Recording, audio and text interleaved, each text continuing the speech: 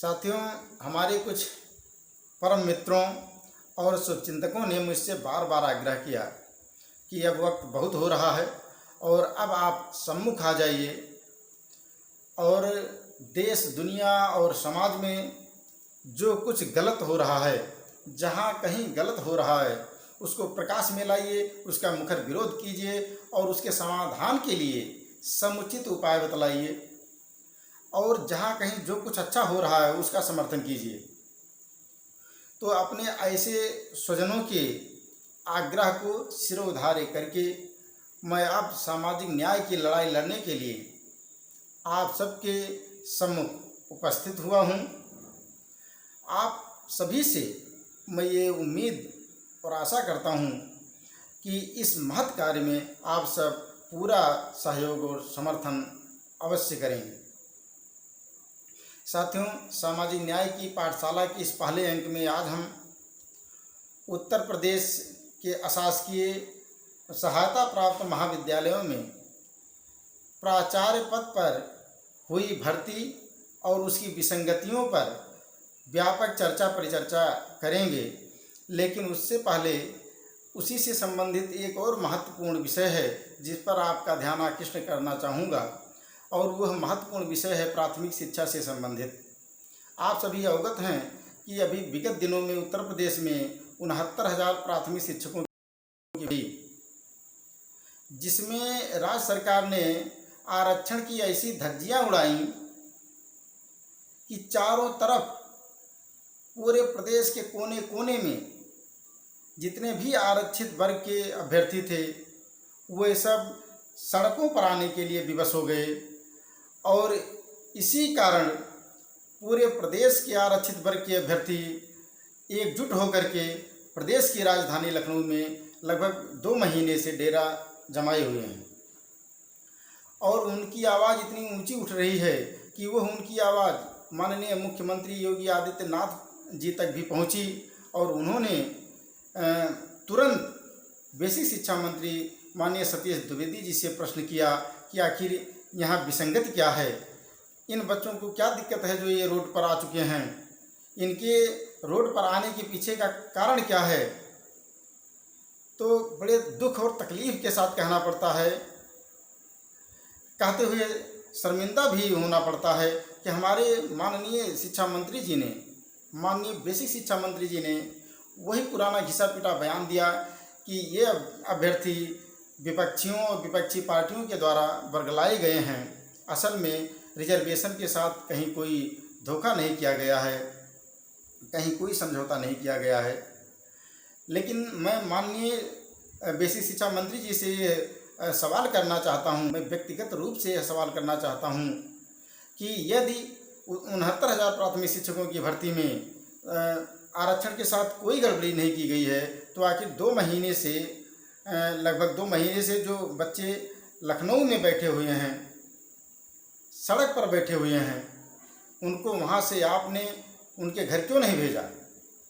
यदि आप उनको उनके घर नहीं भेज पा रहे हैं तो निश्चित रूप से आप कहीं न कहीं कमज़ोर हैं और आपकी वो कमज़ोरी वो कोई और नहीं बल्कि आपके द्वारा की गई आरक्षण की चोरी है।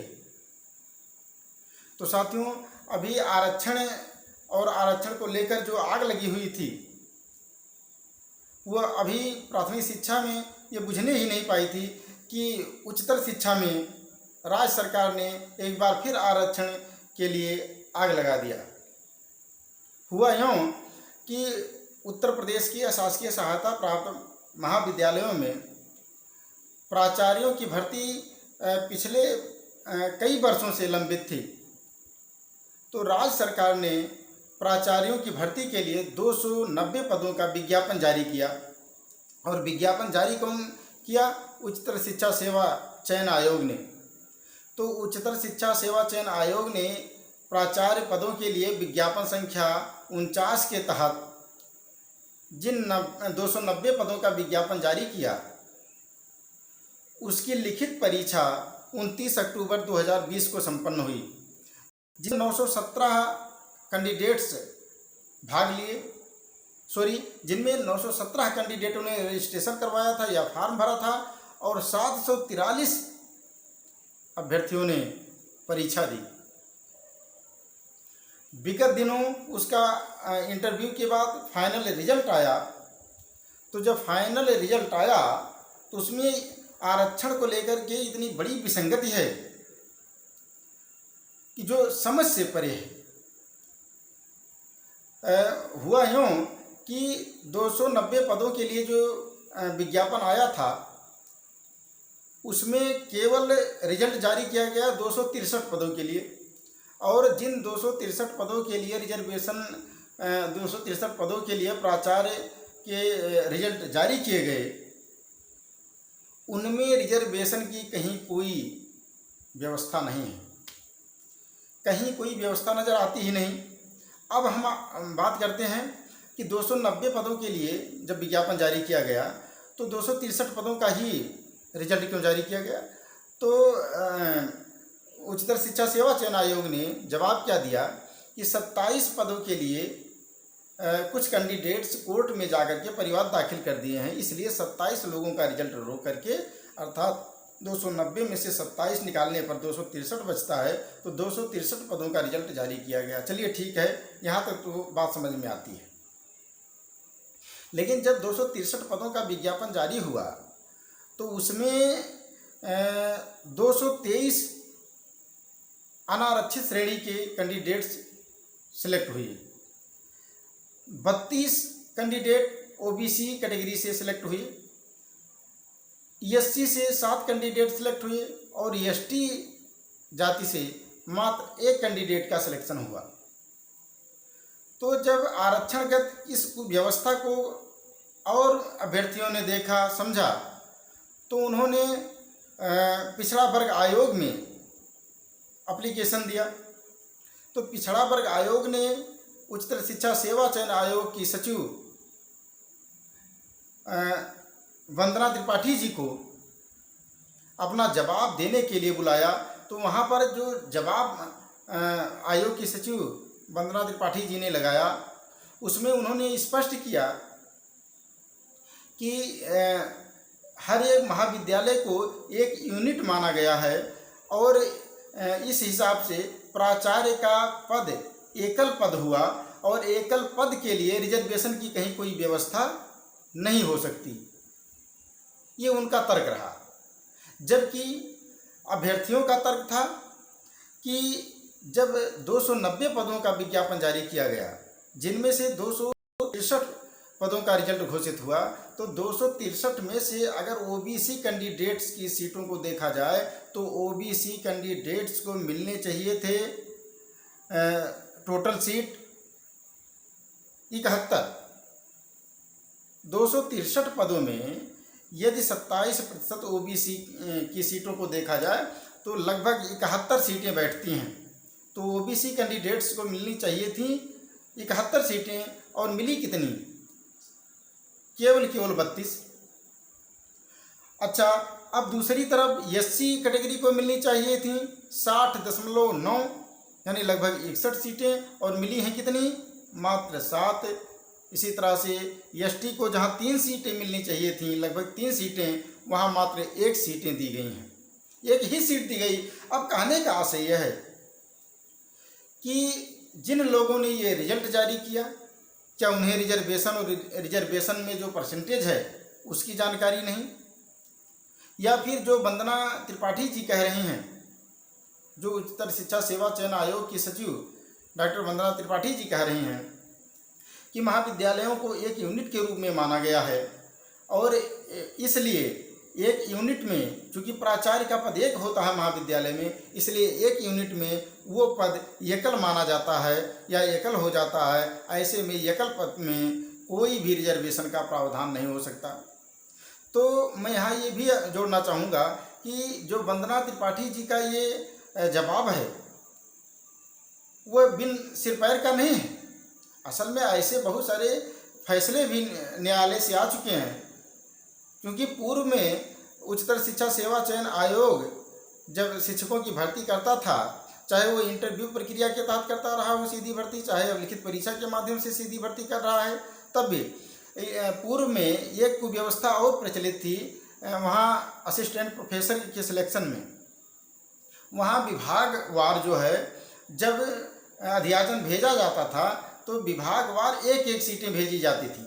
बहुत बड़ा ये षड्यंत्र होता था। एक डिपार्टमेंट में अगर 4-5 सीटें भी खाली हैं तो मात्र एक बार में एक विज्ञापन के लिए एक ही सीट भेजी जाती थी, और जब एक सीट भेजी जाती थी तो वो जनरल कैटेगरी मानी जाती थी, यानी आरक्षित श्रेणी में आती थी, और आरक्षित वर्ग के कैंडिडेट ही उस पर सिलेक्ट होते थे। ये भी एक अजीब विडंबना थी। और ये सारी की सारी बदमाशी, सारी की सारी चालबाजी हमारे आपके बीच के ही उन लोगों की रही है या रहती थी जो हमको आपको लगभग 4-5 हजार वर्षों से लगातार शोषण हमारा आपका करते आ रहे हैं।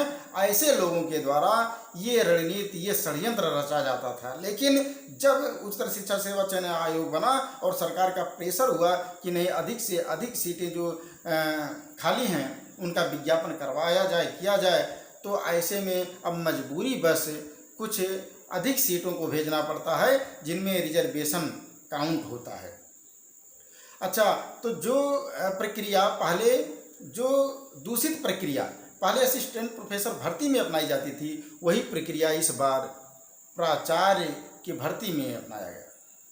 उसी प्रक्रिया को अपनाया गया। अब आप यहाँ विचार कीजिए कि क्या आरक्षित श्रेणी के लोगों के साथ न्याय हो रहा है?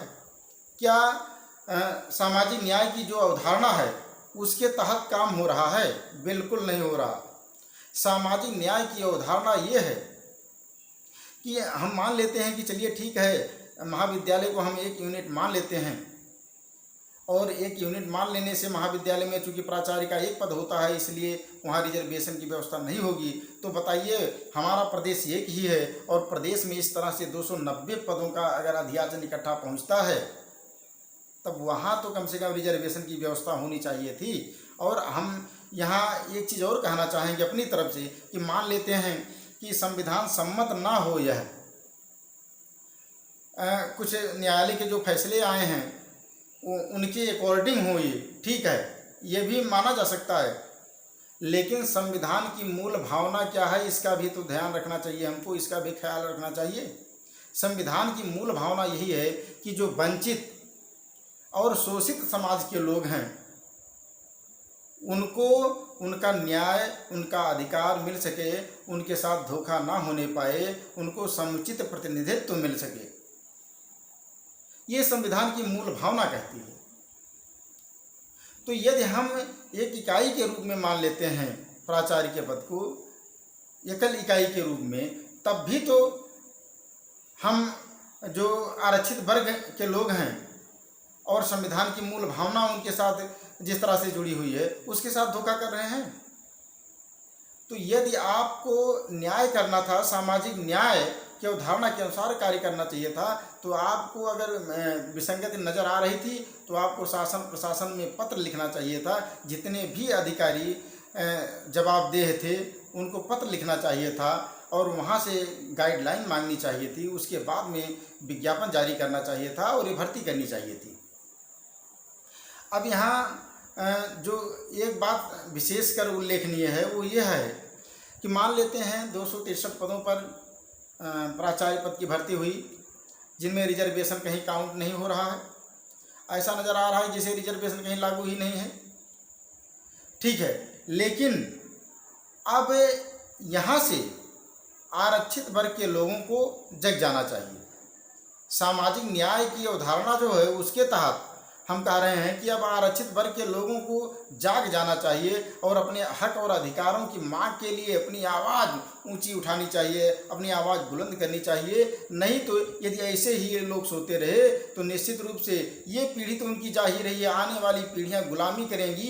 क्योंककि हम इसको कतई नहीं मान सकते कि संविधान सम्मत है ये जो रिजल्ट आया, ये किसी भी तरह से संविधान सम्मत हो ही नहीं सकता। 263 पदों में बैकवर्ड को मात्र 32 सीटें मिलें और एससी को 7 तथा एसटी को 1 सीटें, ये कहीं से भी गले उतरने वाली चीज़ें नहीं हैं। और यदि इसको आरक्षित वर्ग के लोग अब भी आत्मसात कर लेते हैं, इसको ज्यों का त्यों स्वीकार कर लेते हैं, तो निश्चित रूप से आगे और जितनी भी भर्तियां होंगी उनमें भी ऐसे कुछ ना कुछ षड्यंत्र आरंभ होगा। और जो षड्यंत्र आरंभ होगा उससे केवल प्रेजेंट टाइम के कैंडिडेट्स का ही नुकसान नहीं होगा, आने वाली पीढ़ियां उससे प्रभावित होंगी।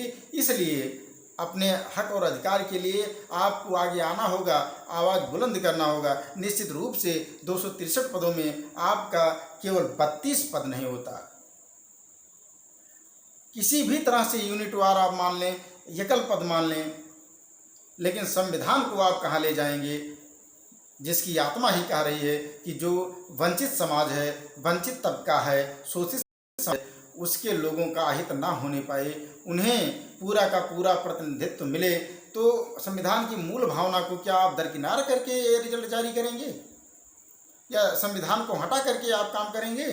संविधान सम्मत ही काम करना है। ये देश लोकतांत्रिक है और हमारे देश का संविधान दुनिया का सबसे बड़ा संविधान है। इसलिए कोई भी व्यक्ति, कोई भी अधिकारी, कोई भी नेता, कोई भी मुख्यमंत्री, प्रधानमंत्री संविधान से कभी बड़ा नहीं हो सकता और संविधान का कभी उल्लंघन नहीं कर सकता। मैं बार बार कह रहा हूँ, ये मेरी व्यक्तिगत सोच हो सकती है, मेरा व्यक्तिगत एनालिसिस, मेरा व्यक्तिगत अनुभव हो सकता है, ये ठीक है, लेकिन सामाजिक न्याय की जो अवधारणा है उसके अकॉर्डिंग भी अगर समीक्षा की जाए, विचार किया जाए सामाजिक न्याय की अवधारणा के आधार पर, तो भी प्राचार्य पदों की जो भर्ती हुई उसमें रिजर्वेशन के साथ धोखा किया गया, आरक्षित वर्ग के कैंडिडेट्स के साथ धोखा किया गया है निसंदेह। और अब आरक्षित वर्ग के जितने लोग हैं उनमें जितने बुद्धिजीवी, पढ़े लिखे, होनहार, बौद्धिक लोग हैं, उनका दायित्व बनता है कि वे अपने दायित्व को समझें, अपने कर्तव्य को समझें और समाज के लिए आवाज़ उठाने हेतु वे समाज के सम्मुख आएँ, अपनी बातों को रखें, अपने अधिकार, अपने कर्तव्य की मांग करें। अगर वे नहीं करेंगे तो उनके समाज का वो तबका जो मजदूरी में लगा हुआ है, जो सुबह कुदाल उठा लेता है, शाम को घर पर आता है, उसके पास ना तो इतना समय है सोचने का और ना तो उसके पास इतनी जानकारी है कि प्राचार्य भर्ती में क्या हो रहा है, 69,000 प्राथमिक शिक्षकों की भर्ती में क्या हो रहा है, इसके बारे में उसे विचार करने की फुर्सत नहीं है। तो मैं फिर आयोग की सचिव, उच्चतर शिक्षा सेवा चयन आयोग की सचिव माननीय वंदना त्रिपाठी जी से फिर आग्रह हम करते हैं अपनी तरफ से कि ये जो हो रहा है ये वास्तव में सामाजिक न्याय की अवधारणा के खिलाफ है। क्योंकि यदि इस आधार पर हम लोग माने तो एक ग्राम सभा में प्रधान की भी एक एकल सीट होती है, और जब प्रधान की एकल सीट होगी एक ग्राम सभा में तो वह अनारक्षित होनी चाहिए, फिर वहाँ रिजर्वेशन क्यों लागू होता है? और जब पूरी लोकसभा या विधानसभा क्षेत्र में पूरा का पूरा एक होता है, एकल होता है, तो फिर वहाँ कैसे रिजर्वेशन लागू होता है? इन सभी का उत्तर एक ही है कि सभी भर्तियों में ओबीसी, एससी, एसटी और ईडब्ल्यूएस के कैंडिडेट्स को जितने परसेंट रिजर्वेशन की व्यवस्था की गई है उनको उतने परसेंट में रिजर्वेशन मिलना चाहिए। यही सामाजिक न्याय की अवधारणा है और यही समय की मांग भी है। क्योंकि अब वास्तव में कुछ लोग, कुछ दुराग्राही लोग, कुछ पूर्वाग्रह से ग्रसित लोग जो ये चाह रहे हैं कि नहीं, आरक्षित वर्ग के जो लोग हैं जैसे पहले दबे कुचले पड़े हुए थे और वहीं इनको रहना चाहिए, वही स्थान इनके लिए होना चाहिए, तो अब यह नाइंसाफ़ी वो आरक्षित वर्ग और आरक्षित वर्ग के लोग सहने और सुनने को तैयार नहीं हैं। अब वह अपने अधिकारों और अपने हक के लिए लड़ाई लड़ेंगे, लड़ाई लड़ रहे हैं, और इसके लिए उन्हें जिस भी हद तक जाना होगा, उन्हें अगर कुर्बानी देनी होगी, बलिदान देना होगा, बलिदान के लिए भी तत्पर हैं। और हम सब जैसे लोग भी सम्मुख आ गए हैं उनका साथ देने के लिए, उनका हौसला बढ़ाने के लिए। जहाँ कहीं भी गलत हो रहा होगा, सामाजिक न्याय ये नहीं कहता कि केवल आरक्षित वर्ग के लोगों का हित हो। सामाजिक न्याय की अवधारणा कहती है कि समाज, देश और दुनिया में जो भी लोग हैं उनके जो अधिकार और कर्तव्य हैं वह उनको मिलने चाहिए। जो यथा योग्य है, जिसकी जितनी योग्यता है उसके अनुसार उसे पद प्रतिष्ठा मिलनी चाहिए, उसके योग्य उसे सम्मान मिलना चाहिए, जिसके योग्य वो योग्यता रखता है। तो जितनी जो योग्यता रखता है उसके योग्य उसे सम्मान और स्थान मिलना चाहिए। ये सामाजिक न्याय की अवधारणा है और हमारे भारतीय संविधान की यही मंशा है, यही भारतीय संविधान की आत्मा पुकार पुकार कर कहती है। तो सामाजिक न्याय और सामाजिक न्याय की जो अवधारणा है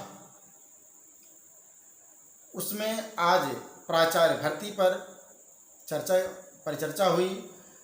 आप सबको चर्चा परिचर्चा ये कैसी लगी हमारे कमेंट बॉक्स में जाकर के ज़रूर बताइएगा।